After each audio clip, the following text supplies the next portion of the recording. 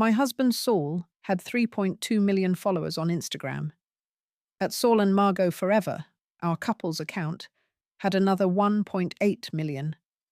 We were relationship goals, marriage experts, the couple everyone wanted to be. Our matching workout videos, sunset kisses, and synchronized morning routines funded our entire lifestyle through sponsorships worth about $80,000 a month. I'm Margot Coleman, 34 years old, and for 5 years, I've been one half of social media's perfect couple. Every morning, Saul and I would film our workout routine. Every evening, we'd post about date night. Weekends were for couples adventures, hiking, beach trips, wine tasting, all perfectly curated, filtered, and hashtagged. Our followers loved our authenticity. The way Saul looked at me in photos, how he surprised me with flowers just because. Our anniversary posts that made thousands of women tag their boyfriends with, "Why can't you be like this?" The reality was different.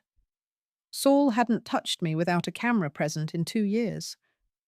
Those surprise flowers, scheduled by his assistant for optimal posting times. That loving gaze. He was usually checking his follower count in the ring light reflection. But I played along because this was our business, our income, our identity, until the day I found out exactly what Saul was doing with his personal account after midnight. It started with a notification I shouldn't have seen. Saul's phone was charging next to mine, and a DM popped up at 2 a.m. "Last night was incredible. Same time tomorrow? Jess." My stomach dropped. I knew I shouldn't, but I picked up his phone. His passcode was our anniversary date. He used it for everything, including our brand messaging about true love. His DMs were a revelation. Not just Jess, but Emma, Kaylee, Brittany, Alexandra, and at least a dozen others. All followers. All thinking they were special. All receiving the same copied messages about how they were different from Margot and how he was planning to leave but needed time. The messages went back 3 years. 3 years of, "You're so much more real than my wife," and "Margot doesn't understand me like you do," and "Our marriage is just for the cameras." But it got worse. Saul was meeting them, using our couple's travel schedule as cover. While I did solo spa treatments he'd arranged, he was in hotel rooms with followers who thought they were his true love. One message made me physically ill. It was to a 19-year-old follower named Megan. Margot's almost 35, basically expired in influencer years. "You're fresh, young, authentic. Once I transition you into the brand, we'll have 10 times the engagement." Expired. After 5 years of building our brand together, I was expired. I screenshot everything, sending it all to my private email. Then I found something that changed my sadness to rage, a shared document between Saul and his manager titled Margot Replacement Strategy. It detailed a 6-month plan. First, they'd start showing small problems in our relationship on social media. Then a dramatic break, where Saul would be heartbroken.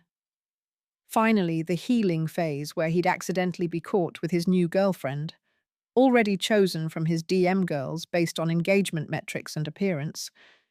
They'd analyzed which girl would play best with audiences, calculated the follower loss versus gain, even scripted my exit posts to minimize damage to the brand. I was being focus grouped out of my own marriage. But the final insult was a financial spreadsheet. Saul had been secretly redirecting sponsorship payments to accounts I didn't have access to. Of the $80,000 monthly we earned, I was only seeing about $20,000. He'd stolen approximately $2 million over 3 years. I sat in our bathroom, the one with perfect marble tiles we'd posted about endlessly, and cried silently. Then I stopped crying and started planning. If you're finding strength in stories of betrayal and triumph, If you've ever felt like your life was curated for others while falling apart behind the scenes, please consider subscribing to our channel. Your support through likes and subscriptions helps us reach others who need to hear these stories of digital age deception and real-world revenge. Every click helps build our community of truth-tellers. The next morning, I played my role perfectly. Green smoothie photo at 7 a.m., couples yoga at 8, product placement for athletic wear at 9. Saul kissed me for the camera, and I smiled like I hadn't spent the night documenting his betrayal. "Great energy today, babe," he said, checking the engagement on our morning posts. "The sunrise yoga is already at 100,000 likes." "I'm feeling inspired," I replied, which wasn't a lie. I was inspired to destroy him in the most public way possible. I had a secret weapon Saul didn't know about. My bachelor's degree was in computer science. Before becoming an influencer, I'd worked in digital sorting. I understood algorithms, engagement manipulation, and most importantly, social media psychology better than Saul ever would. My revenge began with research, not just on Saul's affairs, but on each of the women he was manipulating. Jess was a 26-year-old nurse from Phoenix who genuinely believed Saul was leaving me. Emma was a single mum from Detroit who Saul had promised to help become an influencer. Megan, the 19-year-old, was a college student who thought she'd found her soulmate. They were victims, too, in their own way. Saul had targeted them specifically, women with smaller followings who would be awed by his attention, who wouldn't question why he could only meet at certain times, who believed his lies about our fake marriage. I created anonymous accounts and gathered evidence. Screenshots of Saul telling different women the same lines, photos of him with multiple women on the same trips, the timeline showing how he juggled them all while maintaining our perfect couple facade. But I didn't reveal anything yet. First, I needed to secure my position. Using my tech background, I started documenting everything about our business. Every sponsorship contract, every payment, every metric. I discovered Saul had been buying followers. About 1.5 million of his 3.2 million were bots. Our engagement rates were artificially inflated through paid services. Sponsors were being defrauded. I also found his backup Instagram account at Real Saul Coleman, with only 50,000 followers, where he posted the content he claimed was too real for our main brand. Photos of him at clubs, with different women, living a bachelor lifestyle while I was home editing our couple's content. Then I discovered the masterpiece of his deception. He was planning to launch a dating advice course called How to Get Any Woman You Want, using tactics he'd tested on his followers. The course materials were sociopathic, teaching men how to identify insecure women, exploit their emotions, and maintain multiple relationships through social media manipulation. The course was set to launch in 2 weeks, priced at $497, with his email list of 800,000 men ready to buy. That's when I decided 2 weeks would be the timeline for his destruction. Week 1 was preparation. I quietly secured my own sponsorship deals, reaching out to brands we worked with personally. Many were relieved to hear from me directly. Apparently, Saul had been difficult to work with, demanding and occasionally inappropriate, with female soliciting managers. "We only continued the partnership because of you, Margot," one brand manager told me. "Your authenticity balanced out his intensity." I also reached out to a lawyer specializing in digital assets and influencer law. California's community property laws meant half of everything was mine, including the accounts we'd built together. But I wanted more than half. I wanted everything. The lawyer, Patricia Ruffalo, was brilliant. "If we can prove fraud, the fake followers, the stolen money, the deception of sponsors, We can argue for full control of all assets, but we need irrefutable evidence. I have that, I assured her. I also started my own secret project. Late at night, while Saul was deeming his girls, I was filming content. Real content. Me without makeup, talking about feeling lost in a relationship. Me crying after finding messages. Me documenting the reality behind our perfect posts. I edited it all into a 45-minute documentary called Behind the Filter: The Truth About At Saul and Margot Forever. Week 2 was positioning. I started posting slightly different content on our joint account, still couple-focused, but with subtle hints that something was off. A photo where I wasn't smiling quite as bright. A caption about working through challenges. Nothing obvious, but enough that our most devoted followers started asking, "Is everything okay?" Saul didn't notice. He was too busy finalizing his course launch and juggling his 7 active affairs. 3 days before the course launch, I made my move. I reached out to all 12 women Saul was currently talking to through an anonymous account, providing proof of his deception. The messages were identical. "You're not the only one. He's been lying to all of us. If you want the truth, watch at Saul and Margot Forever tomorrow at noon, PST."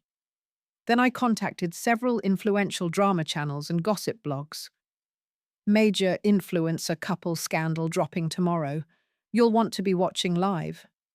The night before, Saul was ecstatic about his course launch. "Babe, we should celebrate. The pre-sales are already at $200,000. This is going to change everything." "It certainly is," I agreed, pouring him champagne, while secretly starting my live stream setup in our bedroom. That night, Saul passed out early from the champagne. I'd made sure his glass was very full and very strong. While he slept, I took his phone and changed all his passwords using the recovery emails I had access to. Instagram, Twitter, TikTok, email, everything. Then I locked him out of our joint accounts and the business bank accounts. By 6 a.m., I controlled our entire digital empire. Saul woke up at 10 a.m. to his phone exploding with notifications he couldn't access. His face went from confused to panicked as he realized he was locked out of everything. "Margot, what's happening? I can't get into my accounts." "Technical difficulties," I said calmly, setting up my ring light. "Don't worry. I'm handling it." At exactly noon, PST, I went live on at Saul and Margot Forever. Within seconds, we had 50,000 viewers. Within a minute, 200,000. The drama channels had done their job, spreading the word. "Hi everyone," I said, looking directly into the camera. "I know you're expecting Saul and me to share another perfect moment from our perfect life. But today, I'm going to show you the truth."